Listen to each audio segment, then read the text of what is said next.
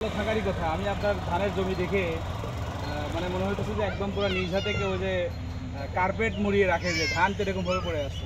তো এই 105 জাত এর আগে আপনি চাষাবাদ করছেন? ট্রাই করেন নাই, করছেন। এই জাত সম্পর্কে আপনার কোনো মন্তব্য আছে? আলহামদুলিল্লাহ, এই জাতটা দেওয়ার পর যে সফলতা হয়েছে এটা দেখে মনটা অনেক এরকম বড় হয়ে গেছে বলার মতন। আচ্ছা, আশেপাশের কৃষকের মন্তব্য কি? ধরেন এই যে আমাদের এই পাশেও ধান আছে, এই পাশেও ধানও ভালো হয়েছে, কিন্তু এইটাতে ধরেন এই যে ধানের শীষটা বেশি দেখা যাচ্ছে না, পাতা দেখা যাচ্ছে, আর এইটাতে কিন্তু একদম পুরো মনে হচ্ছে শুধু ধানের শীষ আর শীষ, পেটিকেলতে ভরা।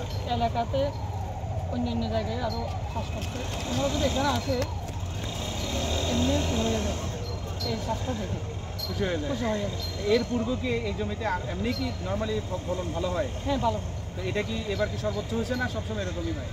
সর্বোচ্চ হয়েছে এবার সর্বোচ্চ। সর্বোচ্চ। আপনি কি অতিরিক্ত কোনো যত্ন বা বেশি সার দেওয়া এরকম কোনো কিছু আমি করছেন? তো অন্য লোকেরা যে হারে দিচ্ছে এর চেয়ে অনেক কম দিচ্ছেন। কম দিচ্ছে। আচ্ছা, এখন উপজেলা কৃষি অফিসের সেবা পেয়ে ধরেন উপজেলা কৃষি অফিস থেকে তো বিভিন্ন সময় সেবা পান। আপনার এই যে আছে বা আপনার যে সাধারণ স্যার আছে, তো চেনেন সবাইকে। এইখানে যে সেবা পান, এই সেবা নিয়ে আপনার কোনো মন্তব্য আছে? একদম ফ্রিলি, মানে আমার সামনে বলতে পারবেন এরকম না। ওনাদের সেবা নিয়ে তো আলহামদুলিল্লাহ শুক্রিয়া জানাতে হবে। ওনারা নিজে আমাদেরকে বাসা থেকে টাকা এনে ওইটা এরকম করলে ভালো হবে, এরকম এইভাবে পরামর্শ দিয়ে নিজে ফিরে আসে।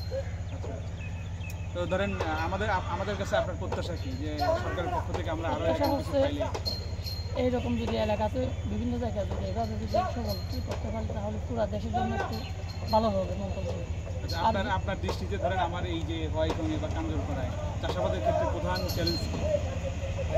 হচ্ছে চাষাবাদ করতে পানির প্রয়োজন নেই। এই পানির জন্য বিভিন্ন জায়গায় সমস্যা, পানির অভাবের কারণে বিভিন্ন সবল করতে পারে। এখন পানিটা ধরেন আমরা জানি, সবাই জানি যে আমাদের তো ভূগর্ভস্থ পানি একটু কম, বিকল্প কী ব্যবস্থা চিন্তা করা যায়, এইভাবে কোনো সমাধান হবে? আপনার কী মনে হয়? মনে হয় আমাদের এখানে এই মনে করেন নিচে যদি গভীরে যেতে পারে তাহলে পানি পাবে, আর গভীরে যাওয়ার জন্য মনে হয় এলাকার মানুষ তো আর্থিক সহযোগিতা। আপনার এই পাশে ছড়াটরা আছে না? আমি যেটা জানি ধরেন টেকনাফের ছড়াটরা আছে, এইগুলো যদি আমরা রেইন ওয়াটার হারভেস্ট করে রাখি, অথবা এই বর্ষাকালে যে পাহাড়ের যে পানিগুলো থাকে এগুলো যদি আমরা রিজার্ভ করে রাখতে পারি, এভাবে চললে তা অনেক ভালো হবে। ভালো হবে। তাহলে আপনারা এটা সরকারের কাছে চাইতে পারেন না? সবাই মিলে যে উপজেলা নির্বাহী বিষয়ের কাছে গেলেন যে আমাদের এই ছড়াটা খনন করে দেন, এভাবে চাইতে পারেন না? আসলে তো আমাদের গ্রামের লোকেরা তো মনে হয় কোন জায়গায় গেলে কী পাবে না পাবে ওটা তো জানা না।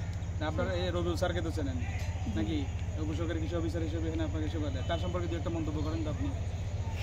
আলহামদুলিল্লাহ, আমরা যদি এভাবে ওনার সাথে যে পরিচয় হওয়ার পর যতটুকু পাইছি সব ভালো পরামর্শ, সবসময় তো মনে করেন সফলতা ভালো হওয়ার জন্য বা মানুষের শ্বাস করার জন্য একটা উদ্যোগ দিয়ে।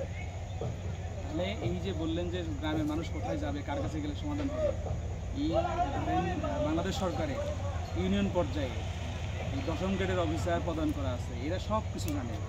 আপনি তার কাছে গেলে যে কোথায় গেলে কি করতে হবে গেলে আপনার পরামর্শ পাবেন, তার কাছে লিখে দিবে। শুধু কৃষি না, কৃষি সংশ্লিষ্ট কথাবার্তা তার কাছে জানতে পারবেন, সেবা তার কাছে জানতে পারবেন। কৃষির বাইরে অন্য কোনো দপ্তর সম্পর্কে যদি আপনার ধারণা নেওয়া প্রয়োজন হয়, আপনি রবিউল সাহেবকে জিজ্ঞেস করবেন। রবিউল সাহেব যদি না বুঝে বা না পারে, তাহলে সে কিন্তু মেসেজটা আমার কাছে পৌঁছায় দিবে। তখন উপজেলা পর্যায়ে যেহেতু আমি উপজেলা কৃষি অফিসার, সেখানে কিন্তু আমি সমন্বয় করতে পারবো। ঠিক আছে? ঠিক আছে, আপনাকে ধন্যবাদ। আপনার প্রদর্শনীটা অনেক সুন্দর হয়েছে। আপনি এখান থেকে বীজ সংরক্ষণ করে রাখবেন।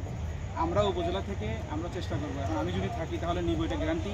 আমি যদি না থাকি সেটা তার গ্যারান্টি দিতে পারবো না, অন্য কৃষককে বিক্রি করতে পারবো, তাহলে অন্য কৃষককে বিক্রি করা যাবে। সেক্ষেত্রে এটা বীজটা আপনি আপনার রবিউল হাসান স্যারের কাছ থেকে শুনে নেবেন যে আমি যদি বীজ রাখতে চাই তাহলে আর কী প্রক্রিয়া অনুসরণ করতে হবে, সেই অনুযায়ী বীজটা সংরক্ষণ করে রেখে দেবেন। সবই যে রাখতে হবে বিষয়টা এরকম না, আপনি খাবেন, খাওয়ার জন্য রাখবেন, সাথে বীজও রাখবেন। ঠিক আছে? ইনশাআল্লাহ। ঠিক আছে, ধন্যবাদ আপনাকে।